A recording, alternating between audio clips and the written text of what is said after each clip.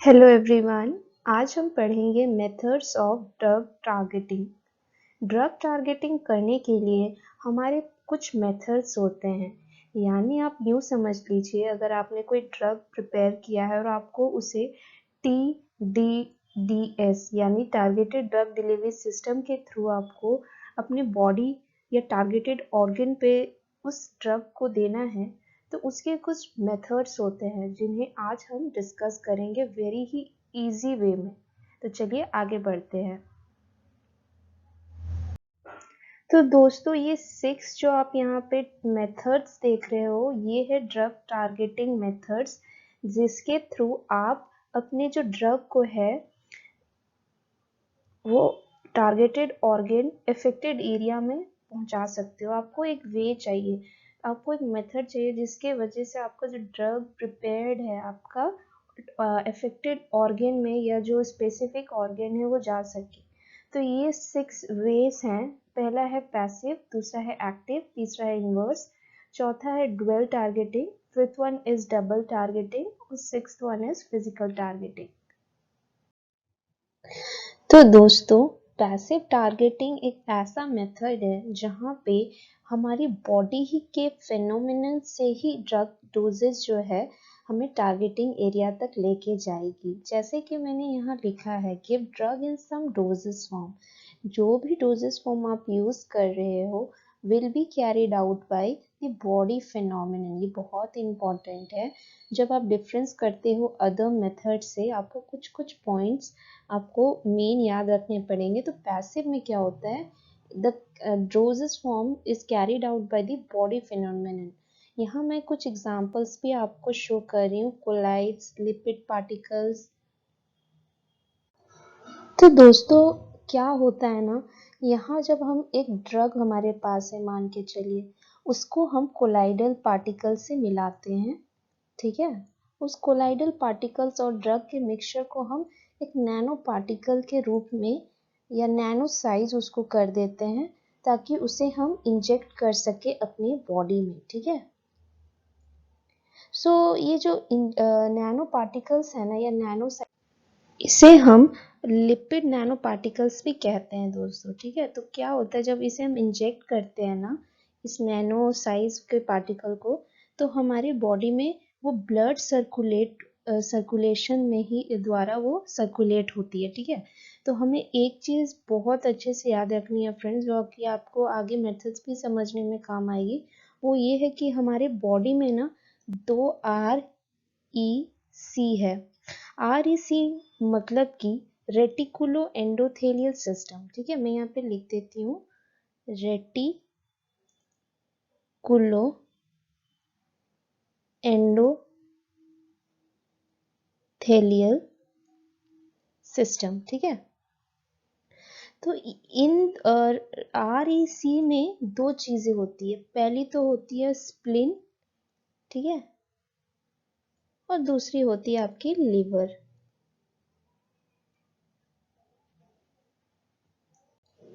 तो दोस्तों, हमें पता है कि इस पैसिव टारगेटिंग में जब हम अपना डोजेस फॉर्म देंगे ना, बॉडी को इंजेक्ट करेंगे, तो वो डायरेक्टली मतलब बॉडी फेनोमेनन या बॉडी खुद ही उस डोजेस फॉर्म को टारगेटिंग एरिया तक लेके जाएगी, ठीक है। और एक चीज़ मैं आपको चाहूँगी कि आप याद रखिए, जो ये स्प्लिन और लीवर है ना, spleen and liver are the organs actually they try to take up the colloidal particles, और स्पेशली जो लिपिड पार्टिकल्स होते हैं ना फ्रेंड्स, उसे। तो इसीलिए जब हम ड्रग कोट करते हैं कोलाइडल या लिपिड पार्टिकल से, तो वो पार्टिकल जनरली जो होती है ना, कॉन्सेंट्रेट ज़्यादा हो जाती है स्प्लिन और लिवर में, ठीक है। तो दोस्तों, क्या होता है कि मान के चलिए आपके पास आपको हुआ है स्प्लिन कैंसर या लिवर कैंसर, ठीक है। तो उस केस में क्या होता है, जब आप उस चीज़ के लिए डोजेस फॉर्म प्रिपेयर करते हो ना, तो उसे आप कोलाइडल पार्टिकल, जैसे मैंने ये स्टेप बताया, कोलाइडल पार्टिकल से ऐड करोगे, फिर उसको नैनो साइज करोगे और फिर इंजेक्ट करोगे। तो इस केस में क्या होता है ना, आप जैसे मैंने आपको बताया कि जो ये स्प्लिन और लिवर है ना, यहाँ पे ही जाके हमारी जो कोलाइडल पार्टिकल्स जाके इकट्ठा हो जाती है। तो इन केस ऑफ द, क्योंकि हमारे बॉडी में RES जो है मतलब रेटिकुलो एंडोथेलियल सिस्टम, ये उसमें एक एबिलिटी होती है जो कैचअप करती है कोलाइडल और लिपिड पार्ट्स को। इसीलिए जाके स्प्लिन और लिवर में जाके ये जो कोलाइडल पार्टिकल्स इकट्ठे हो जाते हैं, कॉन्सेंट्रेट हो जाते हैं। तो दोस्तों आई होप आपको पैसिव टारगेटिंग समझ में आ गई होगी। तो अब हम चलते हैं दूसरे टारगेटिंग मेथड की तरफ। तो दोस्तों ये जो दूसरा मेथड है वो है इन्वर्स टारगेटिंग। तो फ्रेंड्स जैसे मैंने आपको पैसिव में बताया कि किस तरीके से RES जिसमें स्प्लिन और लिवर होती है उसकी जो एपेबिलिटी होती है कैचअप करती है कोलाइडल पार्टिकल्स को।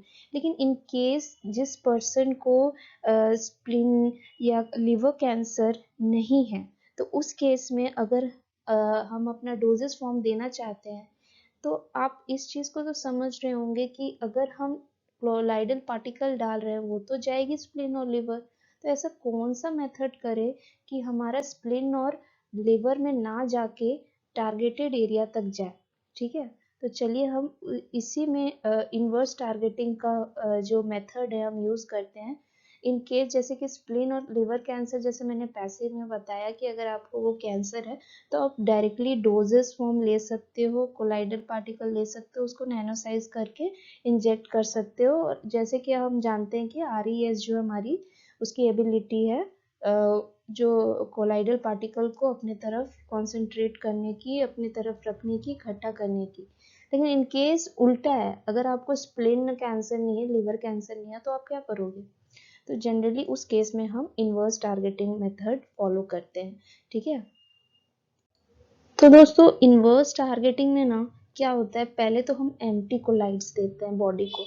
हम धोखा, जैसे आप बोलते हैं ना प्यार में धोखा, उसी टाइप का हम अपनी बॉडी को करते हैं। हम उसे पहले एक धोखा देते हैं कि क्या करते हैं, जो कोलाइड हम प्रिपेयर करते हैं ना बिना ड्रग के, उसे हम बॉडी में पहले इंजेक्ट करते हैं और उसके बाद कुछ टाइम के बाद हम जो है जो ड्रग और कोलाइडल को ऐड करके नैनो साइज करके फिर इंजेक्ट करते हैं। तो पहला जो मेन फंडा यहाँ पे आपको जो जानना है ना वो है कि एम्प्टी कोलाइड्स हम देते हैं, मतलब कि without the drug we are giving these colloids to the body. तो क्या होता है ना कि स्प्लिन और लिवर को लगता है कि अब तो कोलाइडल आ गए, उसके स्पेस जो होती है ना, colloidal particles with in them जा चुके होते हैं। फिर एम्प्टी कोलाइड्स क्या करती है, यहाँ पे स्टेप में देखिए, gets accumulated in spleen and liver. उसके बाद जो है ना हम आफ्टर सम टाइम इंजेक्ट करते हैं जो कोलाइडल ड्रग जो है ना, with drug we are injecting it after giving the empty colloids. ठीक है, तो दोस्तों आपके माइंड में क्वेश्चन आ रहा होगा कि हमने एम्प्टी कोलाइड्स क्यों दिया। पहले हमने इसीलिए दिया ताकि जो उस कोलाइडल पार्टिकल में, जो एम्प्टी कोलाइडल पार्टिकल्स में जो कोलाइडल पार्टिकल्स हैं वो जाके स्प्लिन और लिवर में चले जाएं और उन्हें वहाँ पे जो है ऑलरेडी सेचुरेट हो जाए by the empty colloidal particles. तो उसके बाद जब हम ड्रग विथ कोलाइडल पार्टिकल्स डालेंगे तब वो अपना काम करेगी, अपना टारगेटेड एरिया पे जाएगी। ठीक है, hence colloidal particles which is injected after empty colloidal particles into your body can be utilized to target other parts of the body। तो ये तो कंक्लूजन हमें मिल गया इन्वर्स टारगेटिंग से। तो अब बात करते हैं हम दूसरी मेथड से। आई होप आपको ये इन्वर्स टारगेटिंग समझ आ गई होगी। तो फ्रेंड्स अब जो हमारा मेथड है जिसको हम पढ़ने वाले हैं वो है एक्टिव टारगेटिंग। एक्टिव टारगेटिंग को हम लाइगेंड मेडिएटेड टारगेटिंग भी बोल सकते हैं, लाइगेंड मेडिएटेड टारगेटिंग। ठीक है,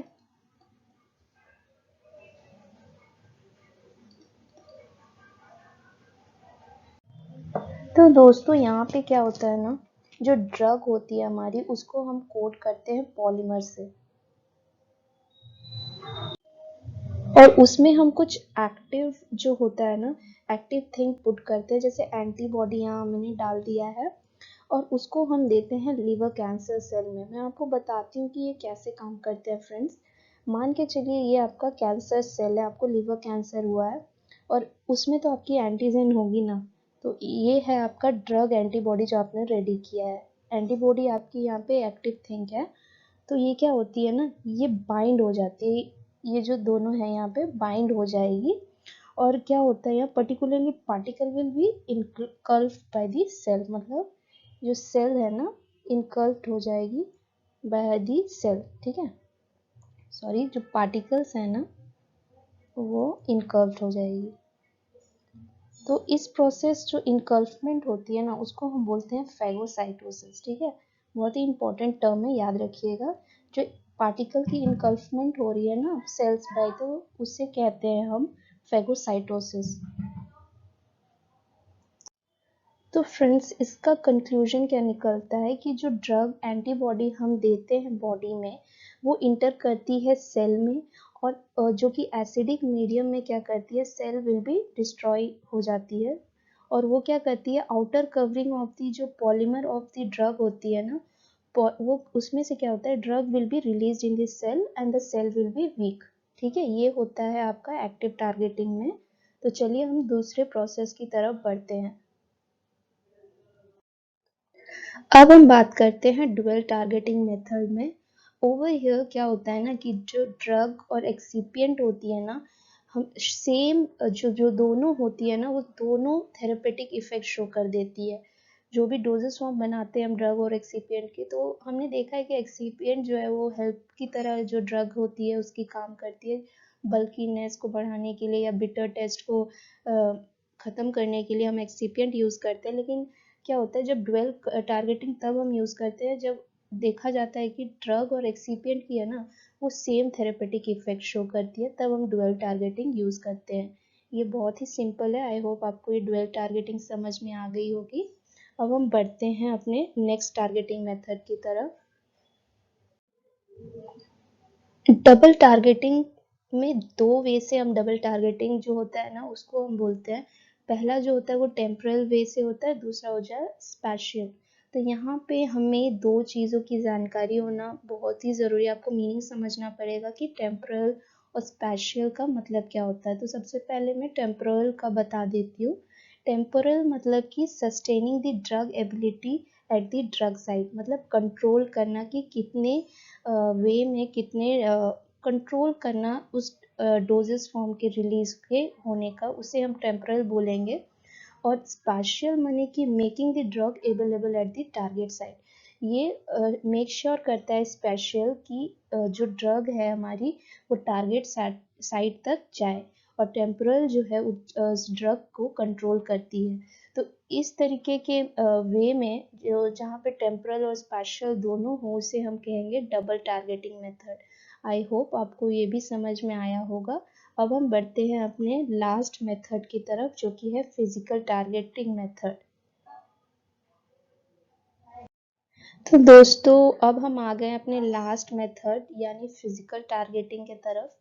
इस मेथड में क्या होता है ना दोस्तों, टेम्परेचर पीएच के बेसिस पे हम टारगेटिंग करते हैं। यानी आप अगर कोई ड्रग ले रहे हो तो एक स्पेसिफिक जो पीएच में ही आप वो ड्रग आपकी रिलीज होगी। इस तरीके के जो मेथड है ना वो उसे हम कहते हैं फिजिकल टारगेटिंग। यहाँ पे एक कॉन्सेप्ट आ सकता है आपका मैग्नेटिक जो टारगेटिंग होती है, माने कि मैग्नेटिक जो पॉलीमर है उसे आप जब कन्वर्ट करते हैं नैनो, मैं यहाँ एक लिख देती हूँ मैग्नेटिक पॉलीमर, ठीक है, मैं एग्जांपल बता रही हूँ। जैसे कि मैग्नेटिक पॉलीमर जो होती है जिसे आप यूज़ करते हो आजकल बहुत ही कैंसरस सेल या कैंसरस पेशेंट में यूज़ भी होती है। तो क्या होता है कि एक्सटर्नली आप उस मैग्नेट को ओवर द कैंसर एरिया रख देते हो, बिकॉज ऑफ क्या होता है कि जो ड्रग्स डोजेस है ना वो मूव करती है इन द ब्लड सर्कुलेशन, क्योंकि ड्रग जो है will accumulate due to the external magnet. तो आई होप आपको फिजिकल टारगेटिंग भी समझ में आ गई होगी। Thank you.